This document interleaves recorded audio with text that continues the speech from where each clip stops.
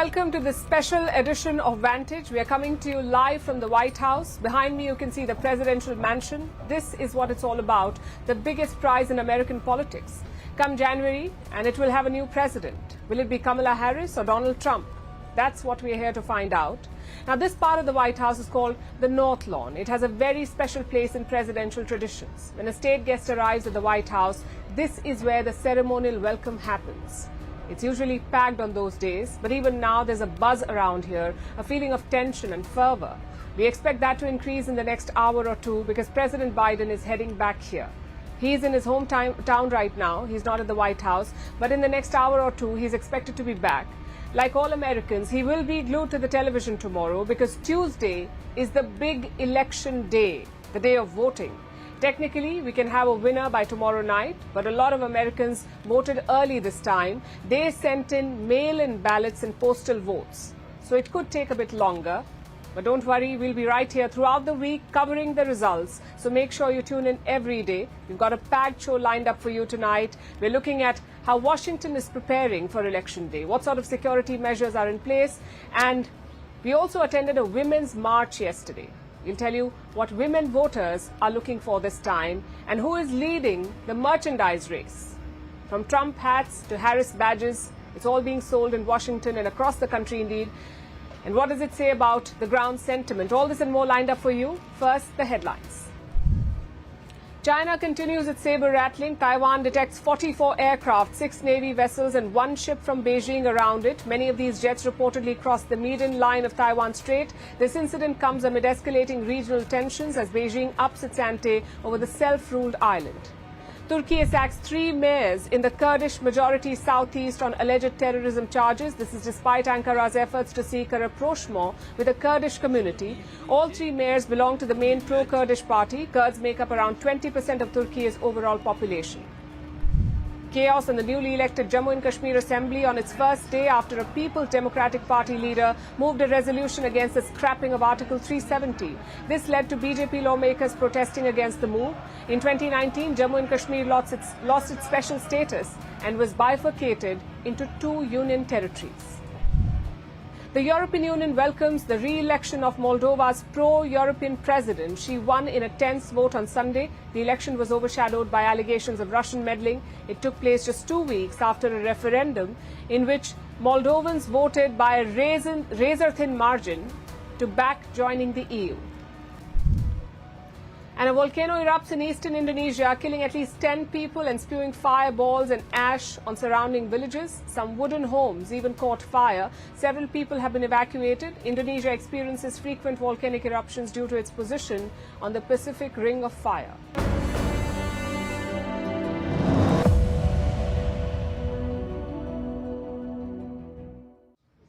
It's the final stretch here in the United States. Less than 48 hours left until polls close. Until a new president is elected. Americans will be lining up to vote at polling booths tomorrow, but a lot of them have already voted. More than 77 million of them. How? Through early voting.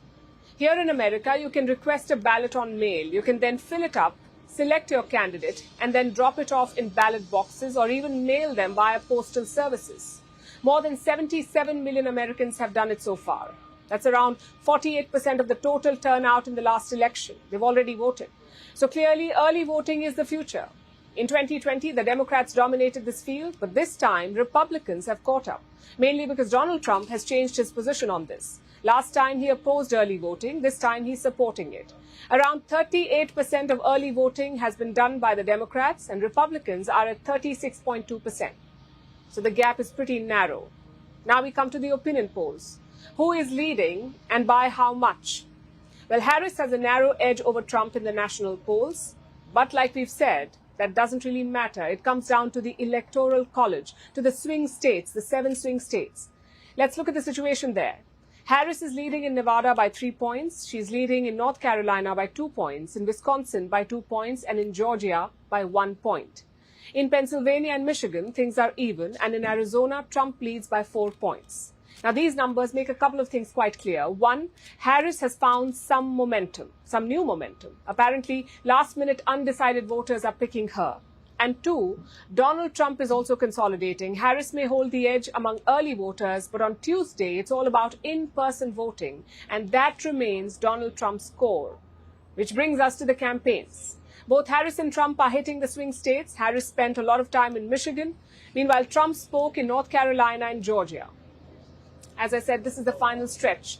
Most voters must have already made up their minds. So it's all about the finishing touches now. Kamala Harris focused on the Muslim vote. Michigan is home to around 200,000 Arab Americans. They put Joe Biden over the line in 2020. They helped him win. But this time, it's not a guarantee. Arab Americans are angry about Biden's support to Israel in the Gaza war. And Harris may have to pay the price for it. She tried to do some damage control on Sunday. She promised to end the Gaza war if elected. I want to say this year has been difficult, given the scale of death and destruction in Gaza, and given the civilian casualties and displacement in Lebanon. It is devastating. And as president, I will do everything in my power to end the war in Gaza, to bring home the hostages, end the suffering in Gaza, ensure Israel is secure, and ensure the Palestinian people can realize their right to dignity, freedom, security, and self-determination. Beyond that, she stuck to the script. She accused Donald Trump of dividing America, promised to fight hate politics, and to resolve the cost of living crisis. Strange, because she's already vice president. And that's been a struggle for Harris, really. She's a member of the current administration, but the current administration is deeply unpopular. Biden's approval ratings are at 39%, so Harris finds herself in a spot of bother. She can't criticize her own government, but she can also not embrace it. So Kamala Harris has opted for middle ground. She's not calling for new leadership. She's calling for a new generation of leadership. It is time for a new generation of leadership in America. And I am ready to offer that leadership as the next president of the United States of America.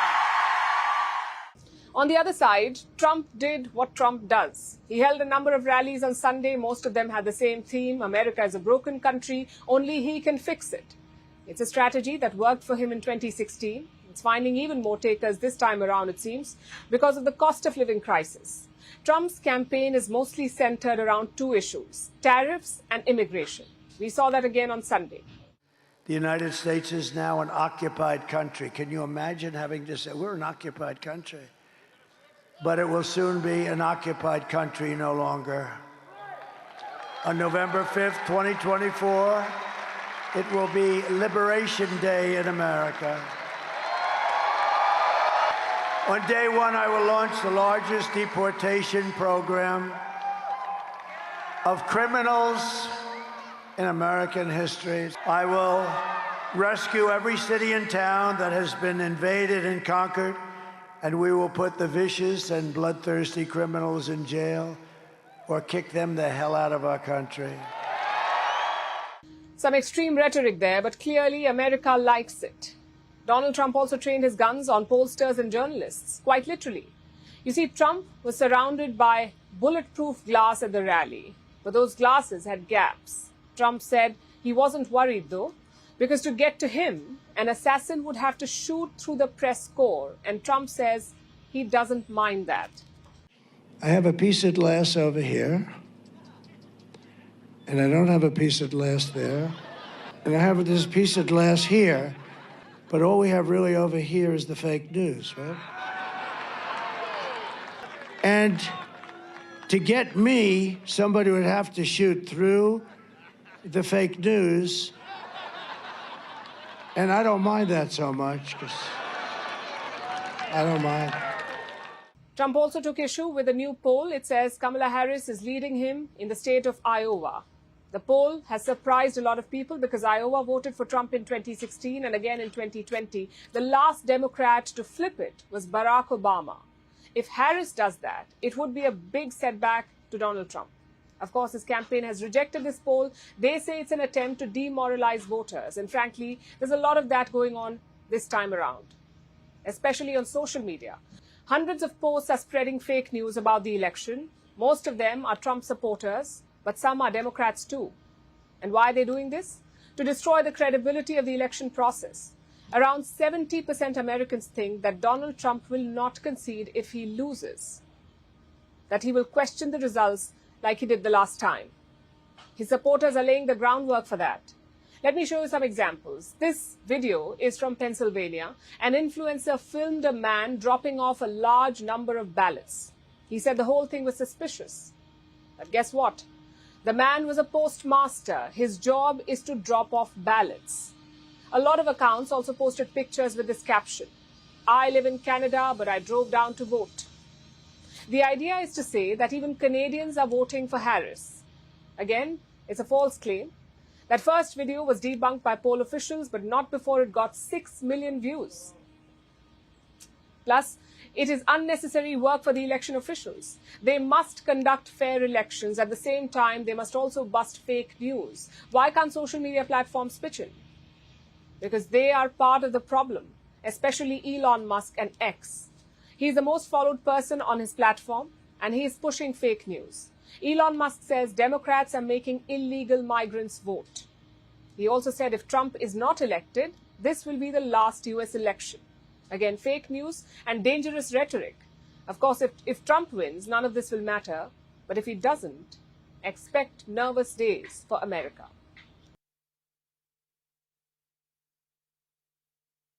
One reason for that nervousness is what happened in January 2021.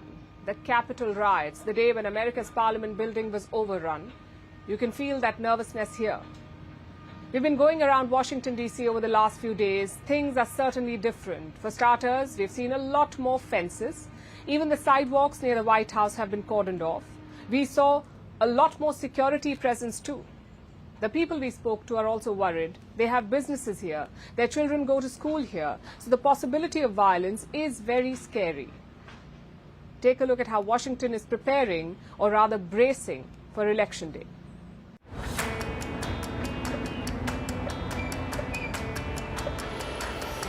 Welcome to Washington, D.C. Just a couple of days until this town gets a new chief.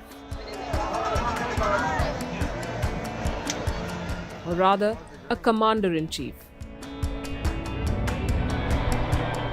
Elections usually bring excitement and energy, a feeling of change and hope. But around here, the mood is a bit different. Yes, people are concerned about the results, but they're more concerned about what happens after. This is the Capitol Hill. You may remember what happened here the last time. Hundreds of Trump supporters breached security and stormed this building. They were refusing to accept that Donald Trump had lost the election. So senators and members of Congress had to be rushed to safe rooms and bunkers. Now we have another election involving Donald Trump, and everyone has the same question on their mind. If he loses, will there be another attack? Authorities are working to ensure that doesn't happen. For starters, security has been increased. Most of the popular protest sites have been fenced. Nearly 2,100 officers have been deployed. That's 300 more than January 2021. The hope is any fallout will be contained. Near the White House, similar arrangements are in place. The Lafayette Park is partially closed. So are the sidewalks near the White House. Officials are not taking any chances. They want constitutional centers to be safe in case things go south. Washington's governor is also on the job. He has activated some of the National Guards. Think of them as paramilitary forces. Each US state has National Guards stationed inside, sort of like backup for the army. In Washington, these troops have been put on standby. All that security may sound good on paper, but it only adds to the worries for the residents of the city. They got a taste of the violence in 2017 when Donald Trump was inaugurated as president. Hundreds of people took over Washington to the chants of "Not my president." Then they got the shock of their lives in 2021 when the Capitol riots happened. And now the people of Washington say that they're scared and nervous. A lot of businesses have boarded up their storefronts, fearing riots or violent protests. These are the people at the forefront of America's political divide. If the election is close, things may turn worse. Chances are candidates will approach the Supreme Court, another institution based in Washington. A legal battle is likely to bring a flood of supporters from both sides. A scenario that doesn't read well. Any violence will affect the locals in many ways. Their businesses are on the firing line. Roads may get closed, schools and offices could be shut, and police presence could turn the city into a fortress. It's a sad state for the democracy in the United States.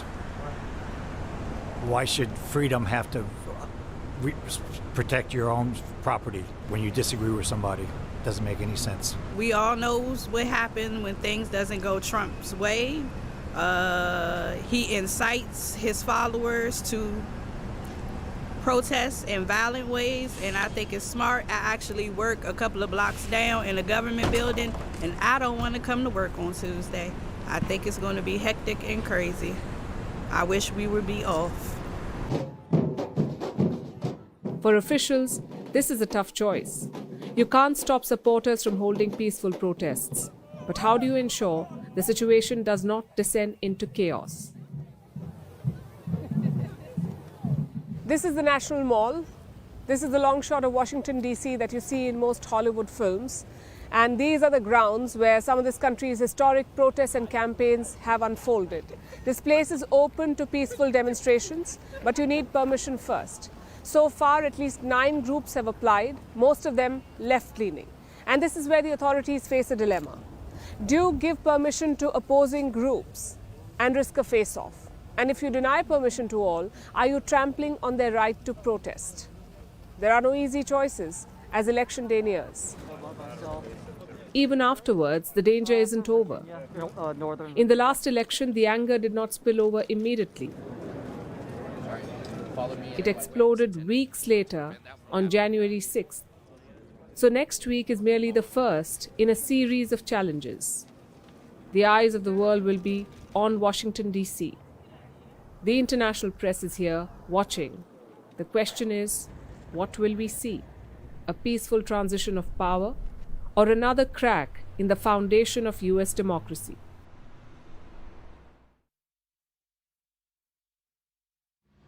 The race is a close one. Political ads are flooding the airwaves, and one such ad has stirred controversy. It shows a polling booth. A woman enters to vote. She looks at her husband nervously, then locks eyes with another woman. Both of them vote. They don't exchange any words, and finally they join their husbands. The ad doesn't really say very much, but the message is quite simple and clear. These two women cast secret votes. What's that? It's when you hide who you voted for. So the implication is that these women did not tell their husbands they voted secretly for Kamala Harris. And this did not go down well with the Trump campaign. They have slammed this advertisement. But the thing is, secret voting is not new. It's been happening for quite some time. And it's said to be quite widespread in this election. Look at this YouGov poll. 1 in 8 women say that they vote differently from their husbands, and they do it secretly. They don't tell their husbands about it. Nearly 5% women say that they refrain from voting to avoid a conflict with their husband. Which brings us to the historic gender divide in this year's election. It is shaping up to be a battle of the sexes. Donald Trump is popular among men. 53% say that they will vote for him. Kamala Harris is leading among the women voters. Nearly 54% women want her as president. So the gender gap is quite staggering. In fact, it's the largest since 1980. But what led to this wide gap? A lot of issues, perhaps none as big as abortion. For a lot of women, it is defining this election. And while some are resorting to secret voting, others are quite vocal about it. We saw this over the weekend at a women's march in Washington, D.C. Here's our report. Abortion rights. They've always been a point of contention in U.S. politics. But this year, they're at the forefront. This is the first U.S. presidential election since the Supreme Court overturned Roe versus Wade. Women in America lost their national right to abortion. They lost the right over their own bodies. My body, my choice! and now they're out on the streets to fight for it. For millions of voters, reproductive rights could determine the next president of the United States. And they're making themselves seen and heard. This is Washington, D.C., the national capital and the center of all the political action. This is where hundreds of women have gathered for a march to rally for abortion rights. We are in the American capital where hundreds of feminists and reproductive rights activists have gathered just days before the election. This event is strategically timed along with the nationwide Get Out the Vote efforts. It's a powerful reminder of what's at stake in this election. To understand why abortion rights are such a pivotal issue today, we need to go back in history. In 1973, the US Supreme Court gave a landmark ruling in a case called Roe versus Wade. It granted American women the constitutional right to abortion. But nearly 50 years later, in 2022, the Supreme Court overturned that precedent. So abortion was no longer a national right in the US. The power to regulate women's choices was back in the hands of individual states. Now, each state can decide whether women can abort unwanted pregnancies, at what stage, and under what conditions. Basically, access to abortion now depends on where you are in America. For example, here in Washington, D.C., abortion is allowed in all stages of pregnancy. But in Texas, it is illegal unless you are dying. So far, 17 American states have outlawed abortion. Some have very narrow exceptions, like only in cases of rape, incest, or if a person's life is in danger. 8 other states allow limited access to the procedure. This is despite the fact that nearly 66% Americans support complete legal access to abortion. Since 2016, we've been telling folks that this is the most consequential election of your lifetime, and each year it's been true, whether it's 2018, 2020, 2022. And more than ever in 2024, we are voting on freedom or fascism, and there's really no middle ground. We got to stand up for democracy. We have to stand up for a woman's right to have control over her body, control over her life. Women's rights are human rights, and we were back in the hallways. Which brings us to the presidential race. Kamala Harris versus Donald Trump. Support for abortion rights will benefit the Democrats. Harris has been quite vocal about the issue. She has vowed to protect women's rights if elected. But she was part of the administration which was in power when Roe versus Wade was overturned.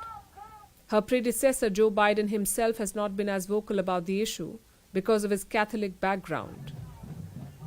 So critics question if Harris will be different. Meanwhile, Donald Trump appointed the 3 Supreme Court justices who played a crucial role in overturning Roe versus Wade. He also supports the idea of US states governing abortion. Although in the last few months, he seems to have softened his stance. He called himself the father of IVF, that's in vitro fertilization. He also said that he would not push for a national abortion ban as president. As activists prepare to march past the White House today, their message is clear. They're watching. They want action from the next administration, from those in power. In fact, this is more than just a march, they say. This is a demand for accountability and a call for the next government to prioritize reproductive rights. With the presidential race deadlocked, abortion rights could be the deciding factor in crucial swing states. These are the 7 states that will decide who becomes president. Many activists here fear another Trump presidency and support Kamala Harris. But this may not translate into as many votes as the Democrats had expected. I'm terrified. I'm terrified as to what's going to happen to this country and women's rights. This is the most election in our country's history, and I think a lot of Americans don't realize that. What's at stake? A lot has changed in the United States since 2020, but everything has changed for the women of America. Abortion rights have become one of the most polarizing issues of this election. For women under 30, It's even more important than inflation, they say. So this march, right before the US presidential election, is a reminder that the fight for these women is not just political, it's also personal. Since 2016. Now let's look at another major electoral issue, the issue of illegal immigrants. Every single day, hundreds of migrants come into the US illegally. This happens every day. Normally, these immigrants are taken for processing. They are then given a chance to seek asylum. They have to wait for citizenship before they can enjoy the same rights as the locals, as American citizens. But that's not always the case.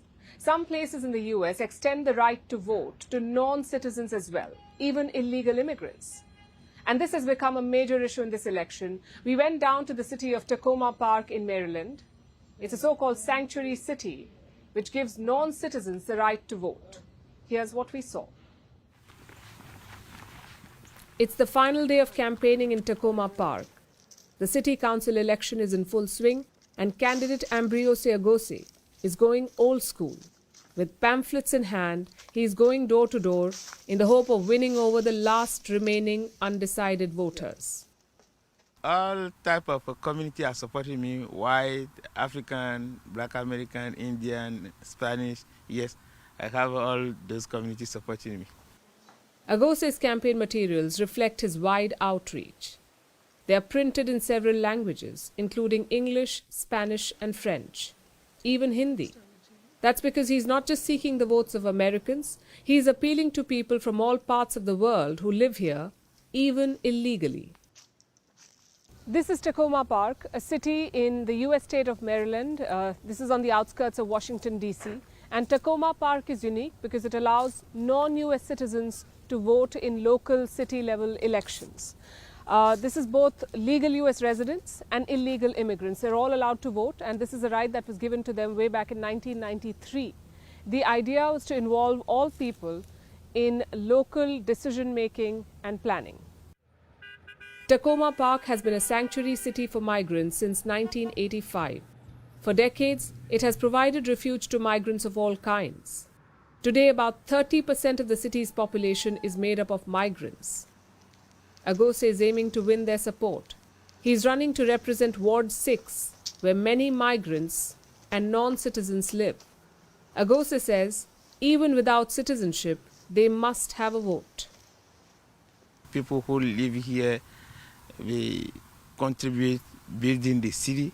So when it comes to the election, to give them a chance also to express their voice. A lot of Americans do not agree with this view, especially the Republicans and their leader Donald Trump. They believe, and perhaps rightly so, that allowing non-citizens to vote is a dangerous trend. Trump aims to abolish the idea of sanctuary cities altogether, and the Republican Party has been pushing for legislation to ensure this. Republicans like House Speaker Mike Johnson say that the non-citizen voting process is a clear and present danger. Why? Because they fear that this could ultimately change the makeup of the US Congress.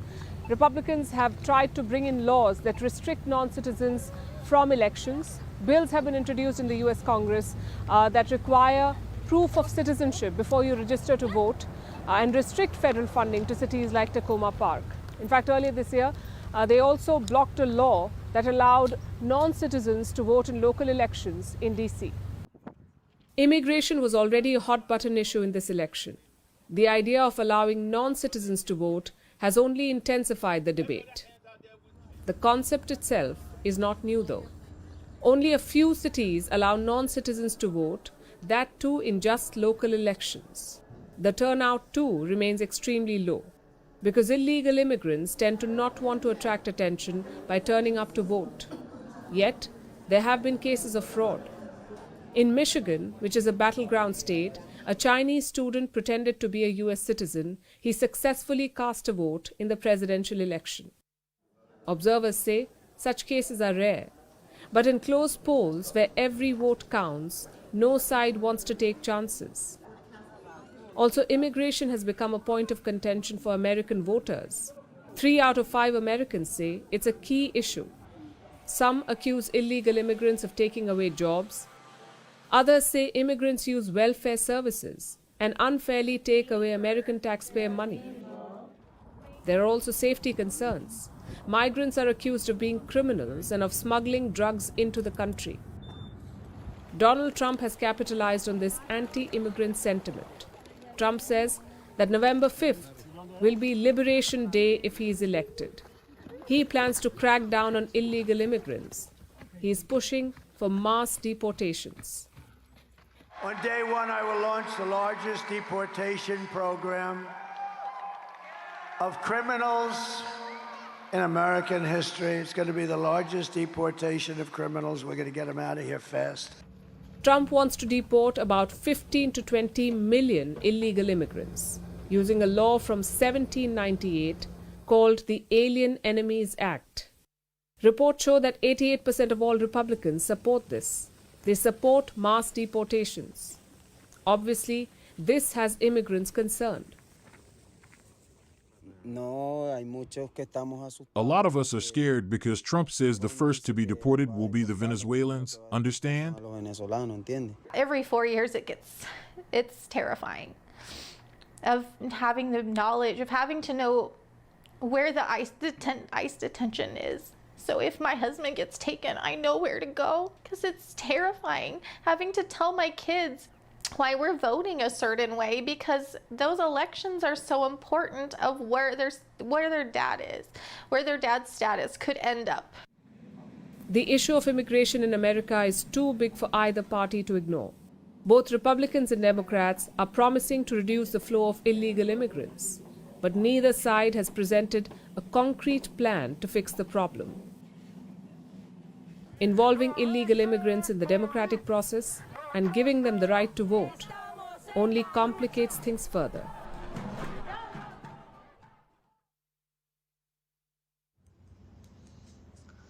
Economy, abortion, immigration, the war in Gaza, all of these are key issues in this presidential battle. But right before Election Day, a new unlikely flashpoint has emerged. The death of a squirrel named Peanut. How did he die? Why is his death an election issue? And why do the Republicans say that they want justice? Let's start with Peanut's story. It begins around 7 years ago. His mother got hit by a car in New York City. She died. That's when a man named Mark Longo found him. He saw the accident, so he initially took in Peanut. It was supposed to be a temporary move. Mark cared for him like his own pet.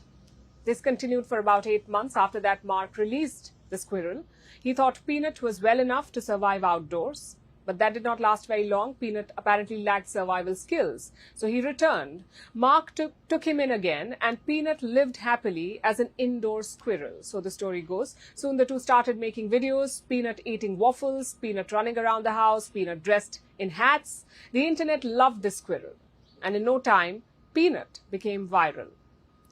Right now, his Instagram has more than 670,000 followers. 670,000 followers for a squirrel. All was going well for both of them until last week. On October 30th, New York's DEC, Department of Environmental Conservation, raided Mark Longo's house. 6 officers showed up. They were acting on multiple anonymous complaints. It was about unsafe housing of wildlife. So they seized Peanut the squirrel. They also took a raccoon named Fred. Now, in New York, you cannot keep a wild animal without a license, so the arrest was legal. Even Mark Longo knew that. But he decided to fight it. He hired a legal team to get them back. He also gathered more than 20,000 signatures, all asking for the return of the animals. But by November 1st, it was all in vain. The DEC announced that they had euthanized both Peanut and Fred. Why? Because of the fear of rabies. According to them, Peanut bit someone in the department, so they had to test for rabies. Living animals cannot be tested for the disease, so they had to be euthanized. Mark Longo expressed his grief. He said the DEC was cruel. He accused the agency of excessive force. The story should have ended there. But then the Republicans took note. And that's where the issue exploded. Peanut's death was not about public safety anymore. It was about democratic overreach. It turned into a symbol of government interference. Republicans chimed in on the injustice. Leading the cause was Tesla CEO Elon Musk. He posted several times about this incident, calling the government a quote-unquote killing machine. And it did not stop there. The Trump campaign then joined in. So I know Don's fired up about Peanut the squirrel. We were on the way down here from Cincinnati. He was like, is it really the case that the Democrats murdered the Elon Musk of squirrels? And I said, yeah, it sounds like, have you seen the videos of this squirrel? Yeah. He's a genius, or he was. This is not the first time animals have featured in the presidential race, or this presidential race. In September, a video from Ohio's Springfield went viral. It claimed that immigrants killed ducks from the local park for food. Springfield police dismissed these rumors, but the Republicans went to town with it, portraying Donald Trump as the Messiah with AI-generated images of him on top of a cat, and even one where he's surrounded by ducks. Again, the message was simple. Immigrants did not just steal American jobs, they also stole America's pets. And Donald Trump would save them. So cats and dogs became a flashpoint back then, and now a squirrel is the headliner. It tells you what you need to know about American politics, really. Forget inflation, healthcare, or even foreign policy. This election has gone to the dogs, then cats and ducks, and now even squirrels. Have you heard of the Yiwu Index? Yiwu is located in China. It is one of the country's most popular wholesale markets. It sells goods to international retailers. In 2016, opinion polls predicted a win for Hillary Clinton, but Yiwu had a different opinion. They saw a different trend, the rising sale of Trump merchandise. So Yiwu thought that Trump would win, and he did. Hence the question, is election merchandise a reliable tool to predict polls? How big is it in this election? And which candidate is winning the merch battle? We decided to find out. Pins, posters, flags.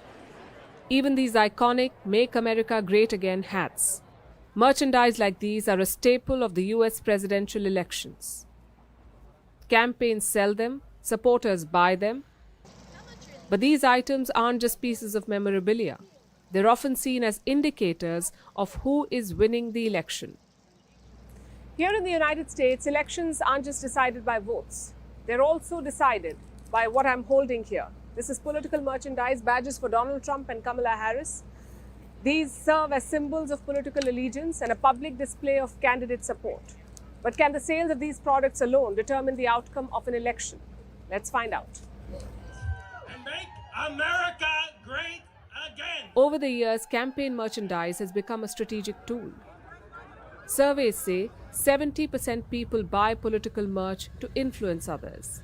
68% believe that buying it can affect election outcomes. Stores that sell merchandise agree with this. Reports say merchandise sales got it right 9 out of 11 times, meaning in 9 out of the last 11 elections, the candidate who sold more merchandise won. And which were the two exceptions? The year 2000 and 2016. Both these elections had something in common. The candidate with a popular vote lost. Experts say there is no correlation between sales and election results, though. But in a battle as close as this one, it's hard to ignore how merch has become a measure of political momentum. The question then is, who has the momentum? Who is winning in terms of merchandise sales? On Amazon, it is Donald Trump. His merch sales are outperforming Kamala Harris's by a wide margin, almost by 5 times. For every piece of Harris merchandise being sold, there are 5 of Donald Trump. It's a staggering lead. Also because Trump has been longer in this race. Since the beginning of this year, Trump merchandise worth $140 million has been sold. Harris entered the picture only a few months ago. She sold items worth around $26 million. But here's the twist in the tale. The merchandise that's meant to be a symbol of belonging is also proof of America's dependence on China. The hats that say, "Make America Great Again," are making Chinese manufacturers bigger. And this is ironic, especially for candidates advocating Buy American policies. The soaring sales are fueling Chinese businesses. Chinese traders are pumping more and more merchandise into the American markets with the help of e-commerce websites. And they're finding millions of takers. That's because their products are cheap. Take the MAGA hat, for example. The Trump website sells it for $40. Chinese traders sell it for $4. That's 10 times lower. Same for Harris merchandise. Kamala hats on the campaign website sell for $47. On China's Temu, they sell for less than $3. That makes Chinese goods an obvious choice for most Americans. Look at this Trump hat. It says, President Trump save America. But this hat is made in China. And this is the Chinese interference that Americans must be investigating in this election, I guess. But Chinese or American, merchandise sales is a good reflection of voter enthusiasm, although experts caution against reading too much into it, because polling and other traditional methods remain the foundation of election predictions, and even they get it wrong way too often. So it may not predict the results. It may not even be made in America. But campaign merchandise does tell a story. It reflects the spirit of American elections.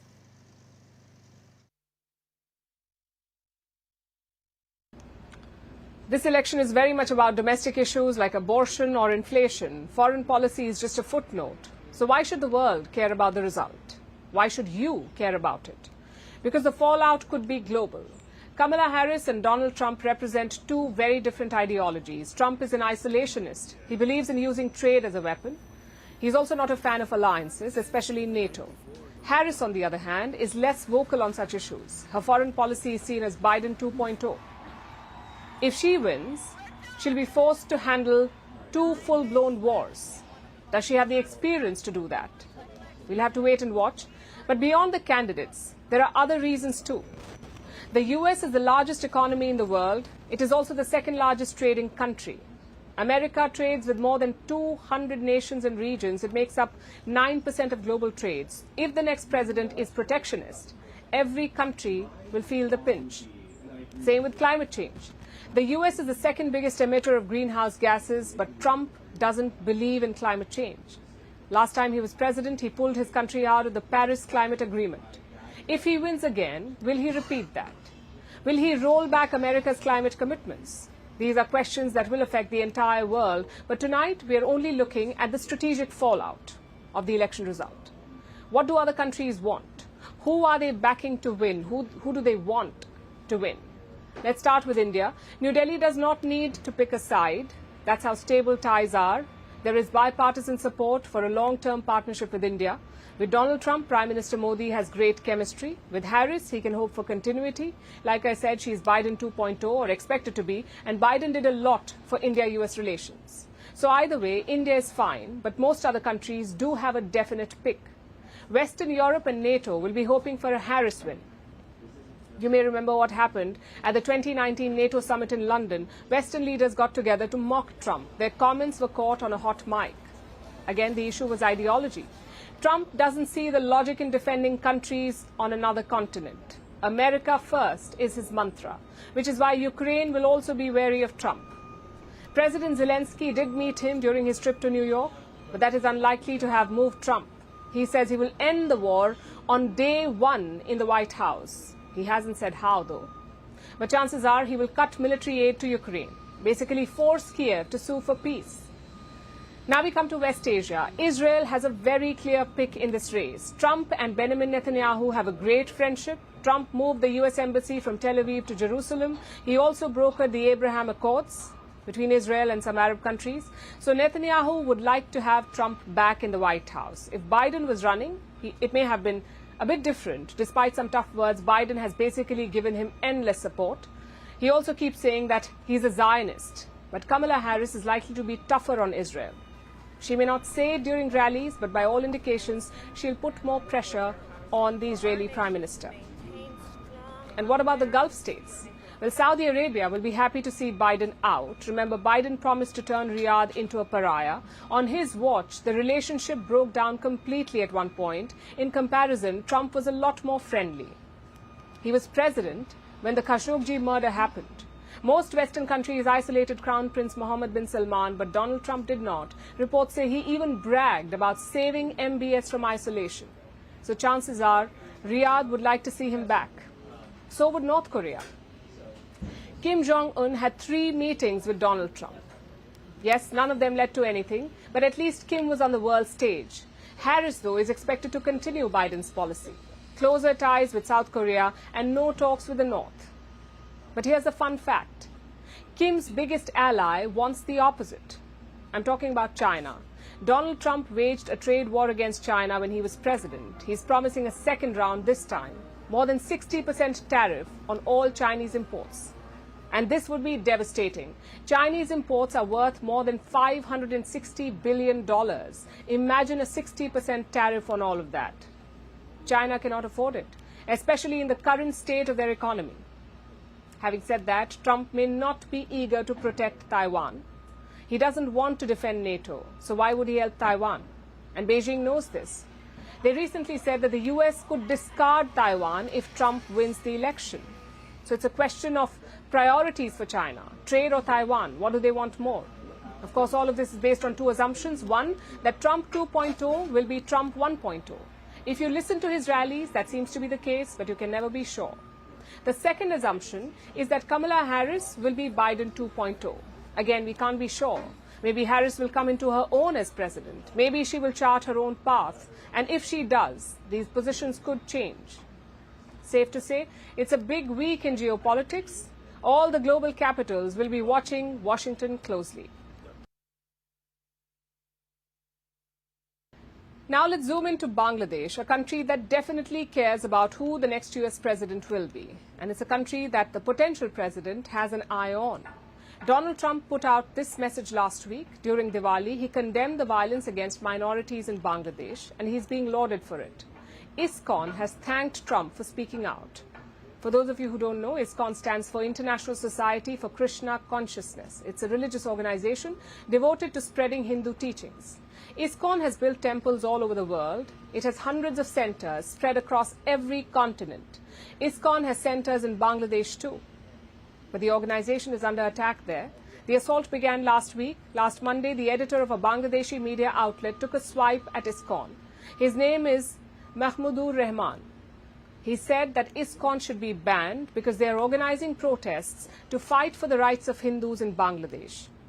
He is said to have labeled ISKCON a militant organization and an agent of India's intelligence agency RAW, the Research and Analysis Wing. The claims are completely baseless, and ISKCON has demanded an apology. But this was only the first attack on the group. 2 days later, 2 ISKCON members were arrested in a sedition case. And here's how that happened. A rally had taken place in the city of Chittagong on October 25th. Hindu people there took to the streets to demand equal rights and an end to discrimination. A photo went viral after the rally. It shows a flag hoisted above Bangladesh's national flag. Now, in Bangladesh, it is considered sedition if any other flag is raised above the national one. So the photo you saw caused a controversy, and this led to some classic political opportunism. Last Wednesday, a sedition case was filed against 19 people. Among them were these 2 men, ISKCON's Chittagong Division Organizing Secretary and a coordinator of the Hindu Jagran Manch. The sedition case was filed by a politician, a member of the BNP, the Bangladesh Nationalist Party, Khaleda Zia's party. This is one of Bangladesh's main opposition parties. It's the party that opposed former Prime Minister Sheikh Hasina, and the one trying to make political gains ahead of any election in Bangladesh. So a BNP member sees a controversy and files a sedition case against some Hindus, ISKCON members in particular. The politician claimed that the flag raised above the Bangladeshi one was an ISKCON flag. But here's the problem with that little theory. ISKCON says it does not have a flag of its own, and it has no connection to the one raised in Chittagong. But this hasn't stopped the Bangladeshi police. They have begun arresting the people accused, even though the case reeks of political bias. So in the span of a week, ISKCON was subjected to multiple attacks. There were calls for it to be banned. There were malicious allegations about its role in Bangladesh. A case has been filed against one of its regional leaders, and 2 of its members were arrested. All this has not gone unnoticed by Bangladesh's Hindu community. They've taken out multiple rallies since the attacks on ISKCON began, and about 30,000 Hindus protested in Chittagong on Friday. They wanted the sedition cases against ISKCON members to be dropped. A similar protest took place in the capital Dhaka as well. Hindus took out a torch rally in the capital asking for the sedition cases against ISKCON to be withdrawn. It's obvious that the organization is being targeted and that the Bangladeshi authorities aren't doing anything about it. So it's no wonder that ISKCON is now looking to the US and Donald Trump for protection. Sadly, attacks on Hindu religious organizations are becoming far too common in various parts of the world. The latest incident is from Canada. Yesterday, 2 temples were attacked, the Hindu Sabha Mandir in Brampton, near the city of Toronto, and the Lakshmi Narayan Temple in Surrey, near Vancouver.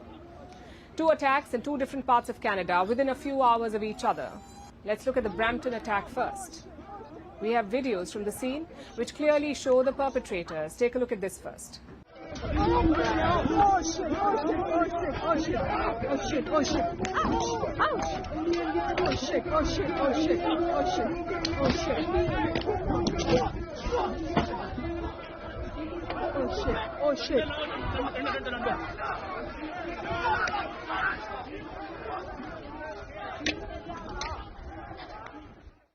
As you can see, the attackers were Khalistanis. They're a group of separatists who want to carve out a separate state for the Sikh people.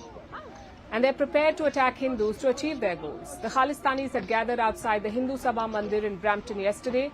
They knew that there would be a lot of Hindus present. The High Commission of India in Ottawa had arranged for a consular camp at the temple.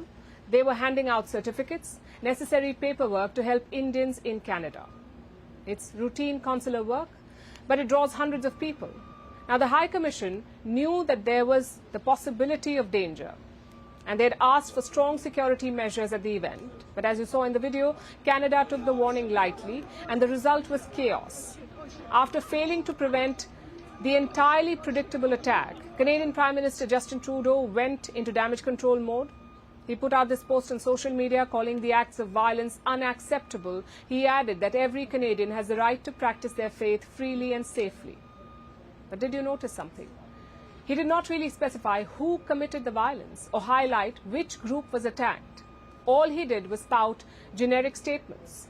It was an Indian origin MP who had to point out the obvious, that the attack was orchestrated by Canadian Khalistani extremists. He said that they crossed a red line with their brazen attack this time, that they were being given a free pass under the guise of freedom of expression.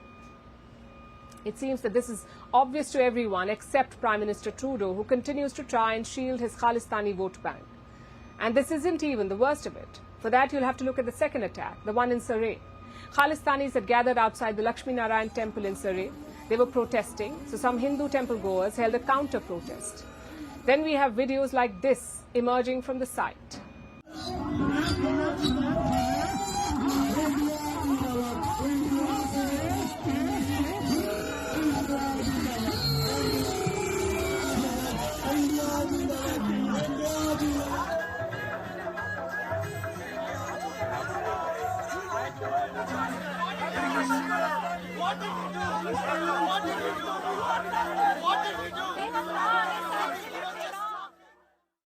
Those people being tackled and arrested were Hindus. The Canadian police arrested 3 Hindu men.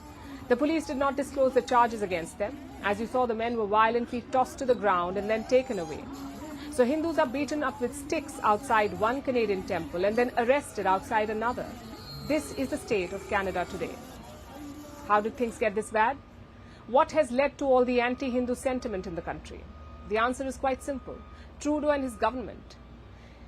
Every other day, they paint India as some sort of enemy nation, and they keep hurling unfounded allegations at India. Last year, they claimed that India was involved in the killing of the Khalistani terrorist Hardeep Singh Nijjar. They have yet to offer any proof. And then last week, they pointed fingers at India's Home Minister Amit Shah, again without any proof.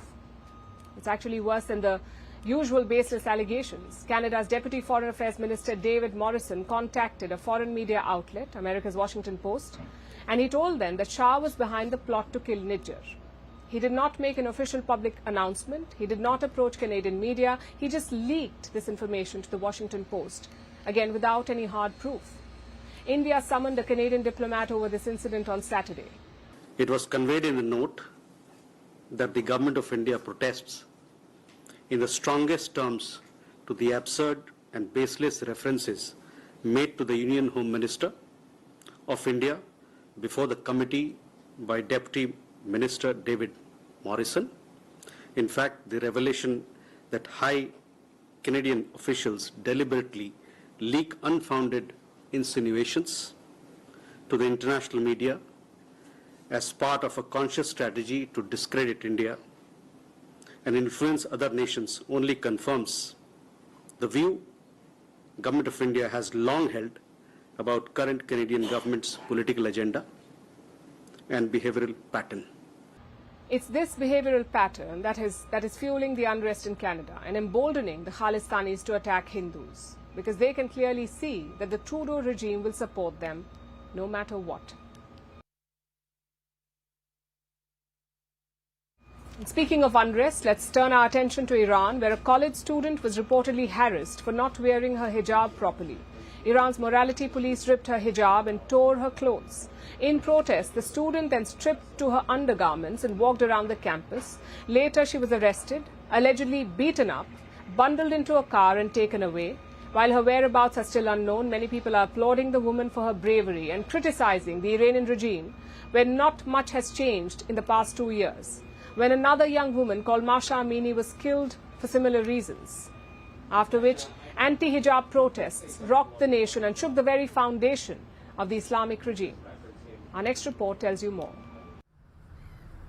An Iranian woman stripped to her undergarments in a mark of protest against her country's strict Islamic dress code. The law mandates that women wear a hijab or headscarf in public. It is enforced by Iran's so-called morality police.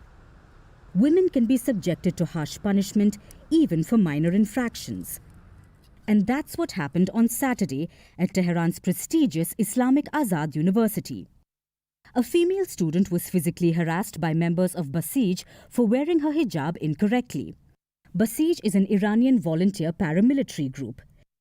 They reportedly ripped the student's hijab and tore her clothes.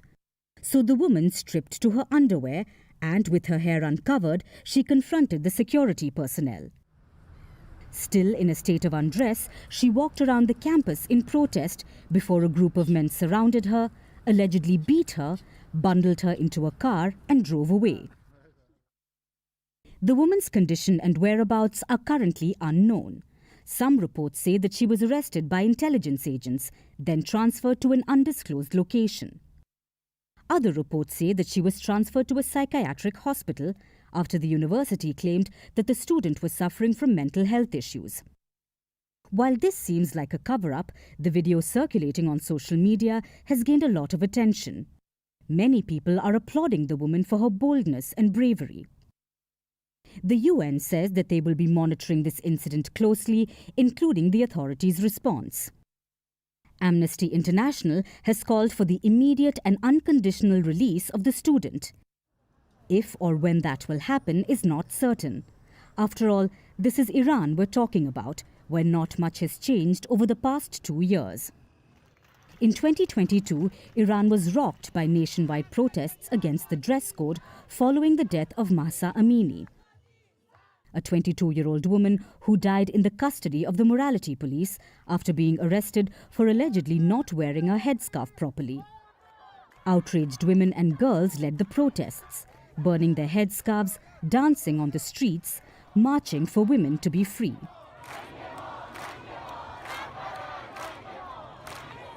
This went on for months. The government cracked down on protesters. More than 500 people were killed, more than 22,000 people were detained. Ultimately, the protest was violently crushed. In December 2022, Iran abolished the morality police. But by April 2023, they were back. And over the past year, Iran has installed facial recognition software to identify hijab offenders. They monitor women through traffic surveillance cameras and drones. Those found guilty by the authorities are summoned to appear in court, and often enough, matters get worse. About a year ago, the hijab police allegedly beat a 16-year-old girl into coma. In July this year, police opened fire on a woman for not wearing the hijab. A month later, another woman was shot over her hijab, which left her paralyzed. In September this year, Iran's new president/mouthpiece, Masoud Pezeshkian, said that the morality police will not bother women. But obviously, they were hollow words, because in Iran, women are declared mentally unfit and even killed over their headscarves, and dress code still takes priority over innocent lives. And now it's time for Vantage Shots, images that tell the story. Residents throw mud at the Spanish royals chanting murderers as they visit flood-affected Valencia. Iranians burn US and Israeli flags to mark the 45th anniversary of the US Embassy's seizure in Tehran.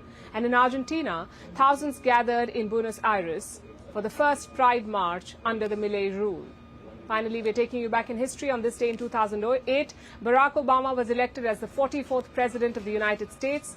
He was also the country's first black president. Weeks later, he moved into this building right behind me. We're wrapping up on that note. Tomorrow is a big day here in America. People will be lining up outside polling booths. By tomorrow nights, when polls close, we should start getting results.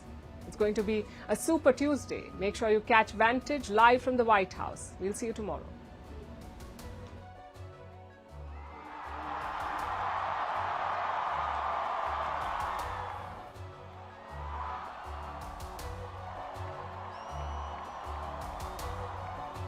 I, Barack Hussein Obama, do solemnly swear. I, Barack Hussein Obama, do solemnly swear.